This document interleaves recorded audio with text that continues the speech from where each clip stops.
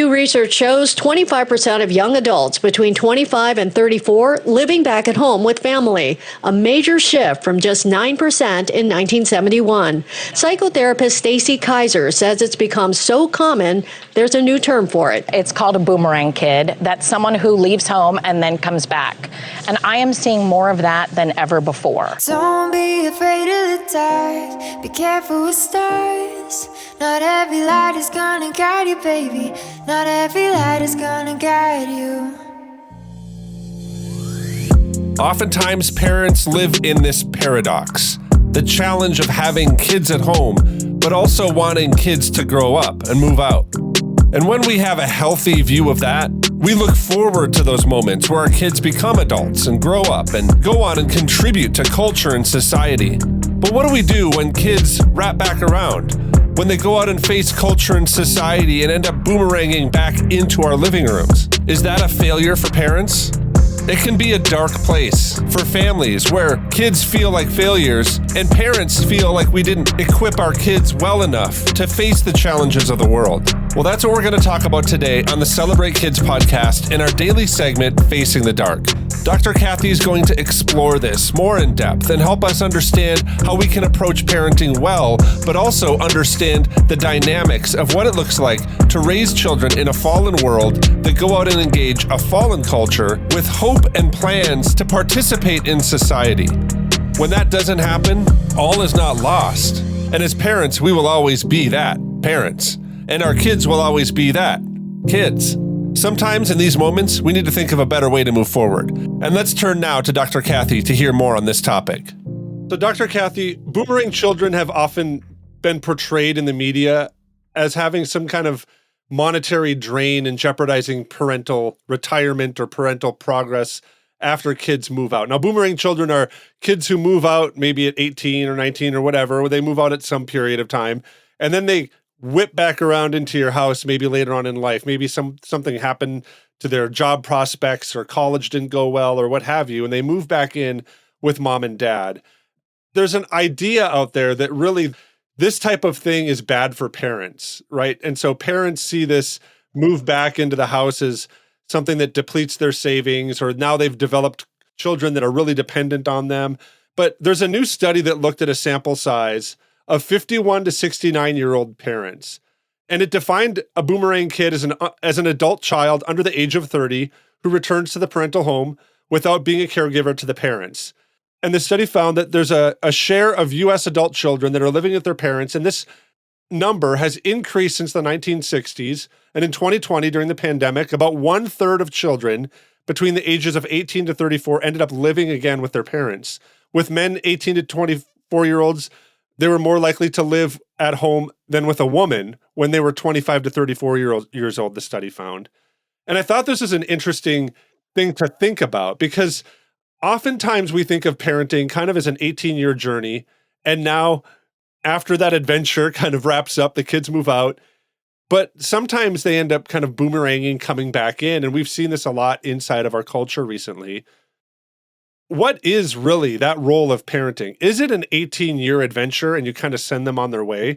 Or when kids kind of look at this and grow up and then come back around to live with the family, is that a failure in parenting? Can you help me understand that a little bit? I love the way you asked that. I would say in most cases, it's not a failure. Do I think that there could have been a parental effect? Absolutely. Let's be honest here.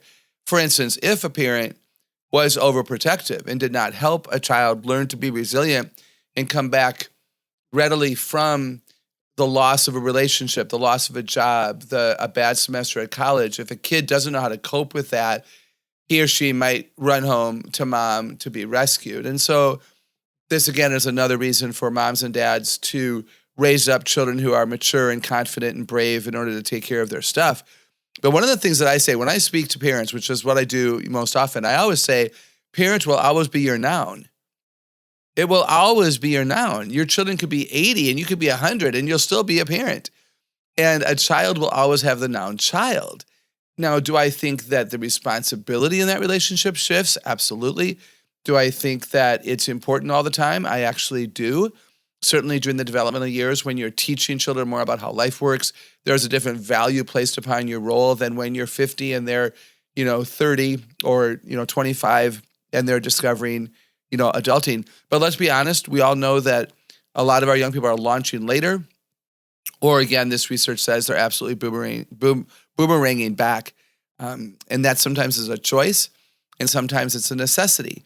This is where parents have to decide to put up boundaries. It's appropriate to say, hey, I'm really sad about your company downsizing, or the only way that you could keep your job was to move across country, and we're glad you didn't want to move far away, so we'll support you for 6 months, or we'll support you for 8 months. Like, parents have a right to put a limit and to make sure that their adult children understand if this is in fact difficult. It's also okay for you to charge some rent. Now, if your child is gaming every day and not getting a job, then you can kick them out just like a landlord would if they can't pay their rent. Now, I don't say that lightly because this is family, and yet isn't the parent's job to teach a child how to live in this world of ours? And that would include, financial responsibility and work a job even if it isn't the job that you want. So it's complex. I don't say any of that lightly, but I want to give parents authority to choose, an authority to be brave, to say to a kid, this is how it's going to work. Yeah. And I heard it said once that about 95% of a parent's face-to-face contact with their kids happens before they're 18. And then at 18, it drastically changes. You have about 5% face-to-face engagement from there on. So I'd love to hear you speak to some of the things that we should understand and realize about what those 18 years in our house really means and how that sets up for the excitement. I call it kind of excitement. My wife and I have that perspective that from 18 to however long we live, that relationship that we get to have with our kids is really an exciting thing because we get to see them, blossom and become parents themselves or become people that participate in society and all of those other things. But those first 18 years are really important. What should we understand and realize about what happens for kids in those first 18 years? So interesting.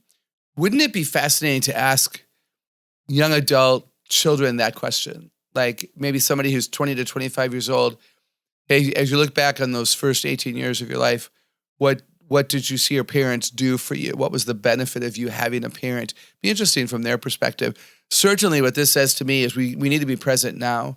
I mean, that stat is remarkable, that maybe about 95% of your face-to-face time happens before age 18. So take advantage of these years and make sure that you're not on social media in your room and they're gaming in their room. Make sure that you're together. Try to eat your meals together and go for walks together and go to church together. And those kinds of things, as much as possible, would be very, very important to want to be together, to say to our children, I have time now. I would love for you to teach me a new game. Could I teach you my new game? Hey, would you be willing to read a book together? I'm really fascinated by, what our pastor was talking about, and you seemed really interested too. Could we read it together and learn together and live together and love together and grow together, pray together and play together? This would be wonderful. It also says to me that this is why moms and dads are tired. Could I just put that out there? I have such respect for moms and dads, whether you have one kid at home or 8 kids at home, for you to be intentional, for you to prioritize your children, for you to read to them and let them read to you, and to help with science projects and history reports and piano lessons and soccer games. If you're not tired, you're not parenting well. And so let me just honor you in that and understand that this too shall pass. Invest a lot now and enjoy it. I pray that you can enjoy these years. And then I pray that your kids launch well and that you've parented strong and long and that they're good kids with mature character and strong faith in the God of the Bible so that they do want to launch well into the next phase of their lives and that they don't come home and harass you, but they come home because they want to spend time with you. I echo Dr. Kathy's hope. I echo the hope that your kids launch well, that my kids launch well, that as they go out and face the challenges of the world, that they don't feel bogged down by it, and that when they come home, that it is a celebration of the things that they're doing, the places that God has called them into. But when that doesn't happen, there is a responsibility for us as parents, but also for us as members of the body of Christ. It's something that Timothy implored his church to be mindful of and to seek the best of. And he talks about this in 1 Timothy chapter 5, and I'm going to begin reading at verse 1. This is what Timothy writes to the early church. Do not rebuke an older man harshly, but extort him as if he were your father, and treat younger men as brothers, older women as mothers, and younger women as sisters, with absolute purity.